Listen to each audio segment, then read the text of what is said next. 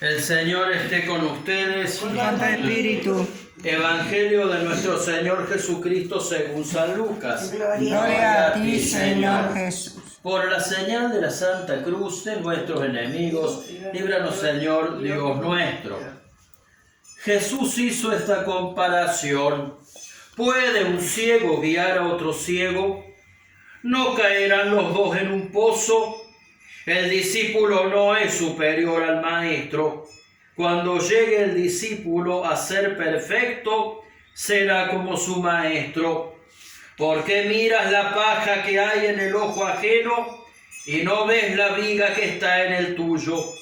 ¿Cómo puedes decir a tu hermano, hermano, deja que te saque la paja de tu ojo, tú que no ves la viga que tienes en el tuyo?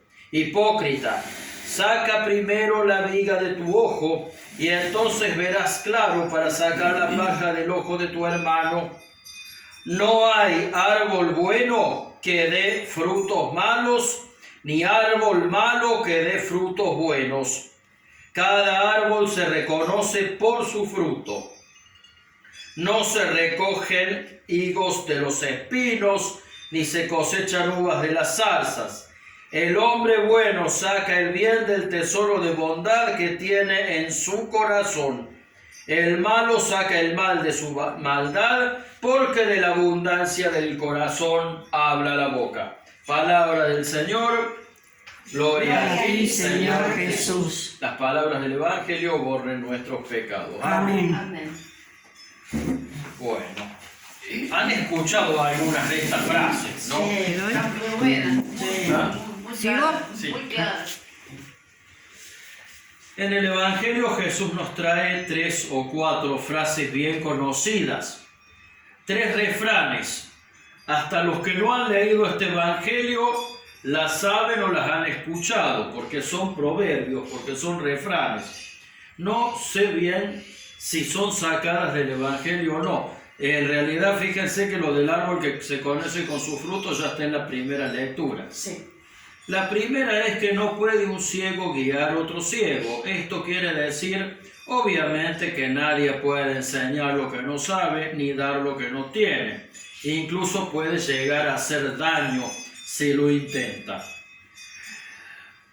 Si alguien que no sabe de medicina te opera del apéndice y no es médico, te va a matar seguro. Con la vida espiritual pasa lo mismo. Voy a poner un ejemplo claro.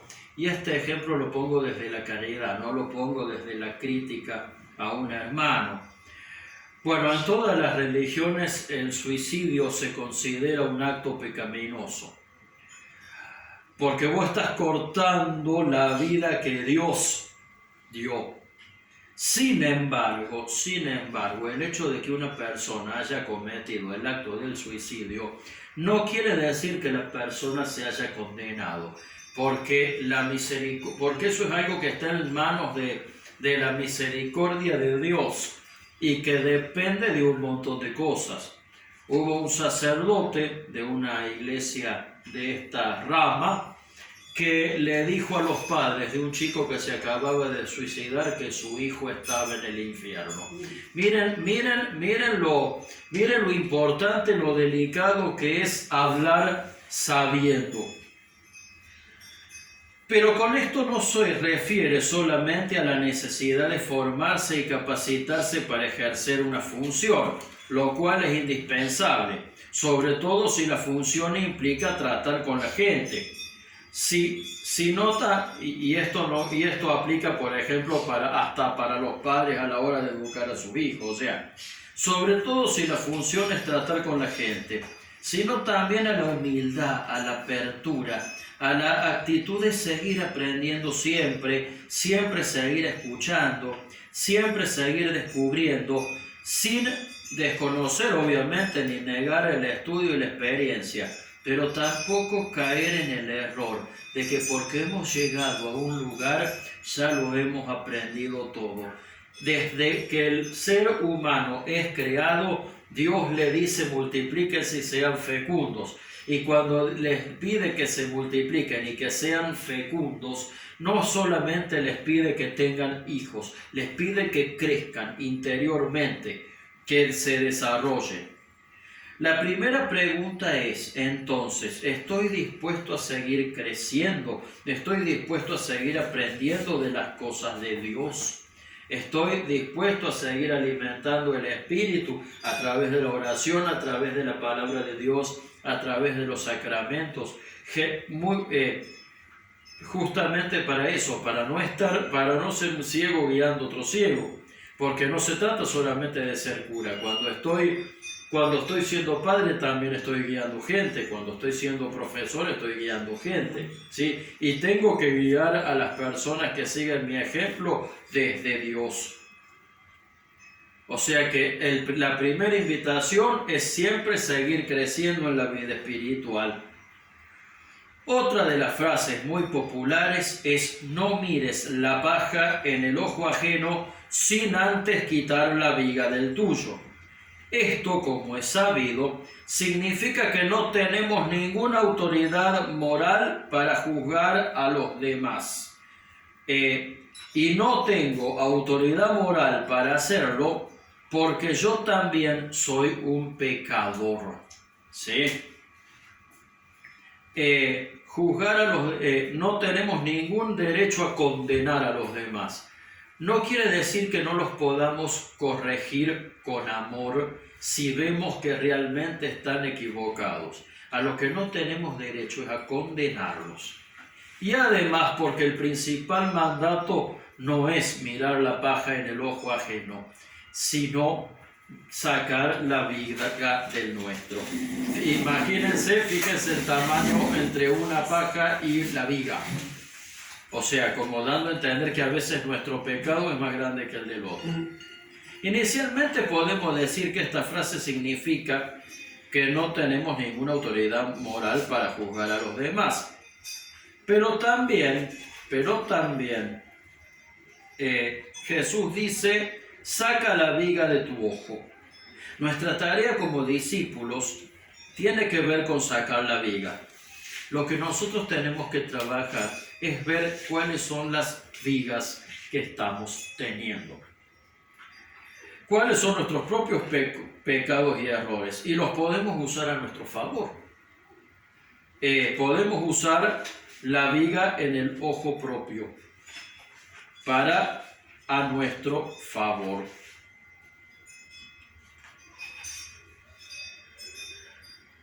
Lo que veo en el otro, hay quienes dicen que todo lo que vemos en el otro, es de alguna manera un reflejo de lo que hay dentro de mí. Yo no sé si siempre será así, porque de pronto yo puedo saber que tal persona es un asesino y yo nunca maté a nadie.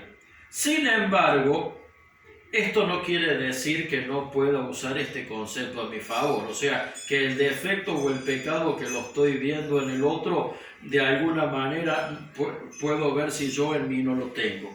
Por ejemplo, antes de juzgar al otro como mentiroso, puedo examinar mi conciencia y puedo revisar cómo está mi propia relación con la verdad. Por ejemplo, si soy del todo sincero con los demás, si soy del todo sincero con Dios, si soy sincero conmigo mismo. A lo mejor no asesiné a nadie matándole un tiro, pero sí a lo mejor asesiné su reputación y su buen nombre hablando mal de él. A ver, eso del que acuso al otro, puedo usarlo a mi favor para trabajarlo, para ver si yo no tengo algo de eso. Una buena forma de sacar la viga del ojo propio es trabajar aquellas cosas que no son de Dios y están dentro de mí, ya que Jesús no me pide que condene a los otros, sino que yo crezca en la tarea de seguirlo a Él. La tercera idea es que al árbol se lo conoce con sus frutos. No se le puede pedir peras al olmo. Para que un árbol dé buenos frutos, hay que sembrar buenas semillas, podar bien las hojas y regar bien. Por más que podamos cuidar las apariencias, lo que realmente somos está adentro de nosotros y eso es lo que se va a terminar manifestando en mi interior.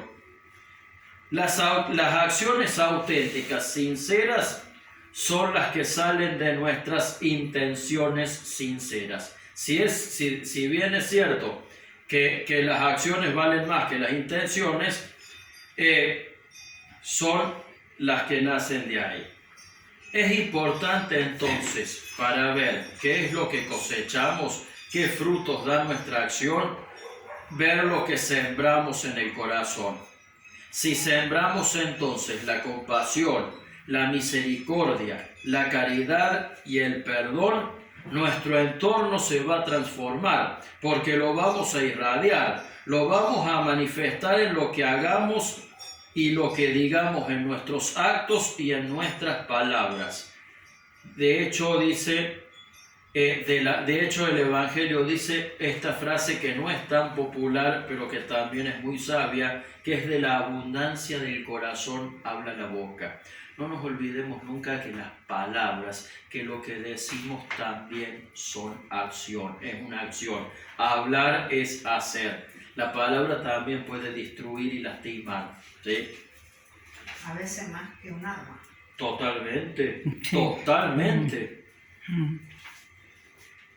De hecho, una guerra, de hecho, la paz en algunas guerras, ya que estamos en un contexto de guerra, se ha firmado, se ha declarado firmando un contrato, o sea, a través de la palabra. Y